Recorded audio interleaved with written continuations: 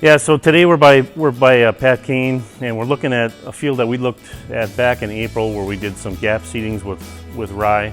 Pat planted 50 pounds of rye in row, so what that means is it would be 100 pounds across an entire field, but since we're doing gap row, then it's basically 50 pounds to the acre, ultimately. You know, as we look at this field here today, you know, the corn is currently at 11 leaves. This field has been interseeded with red clover, and just wanted to show a little bit about, you know, the progression here and where this has went. It's had some manure applied on it, surface applied, and just wanted to show how the rye has been consumed here by the biology within the soil here. You'll see some remnants and some midden castings out here. And you know, this is probably some of the furthest along corn here, probably in the area. Of course, Pat got that in early. He utilized the rye to kind of pull the moisture out of the system. Pat ultimately decided to plant in the gaps because it was dry enough at the time when he planted it.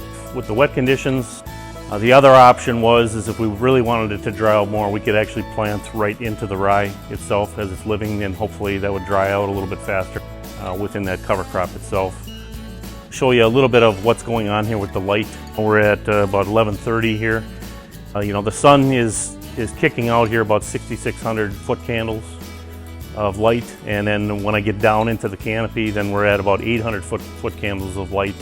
So you know, there's basically 10 to 12% of the light is getting through the canopy. You know, our heat and our sunlight, you know, we want that ability for that to get down into that profile. If we've got stuff that's standing 6 feet tall, it's really kind of limiting those plants, and as far as growth goes and that kind of thing. So.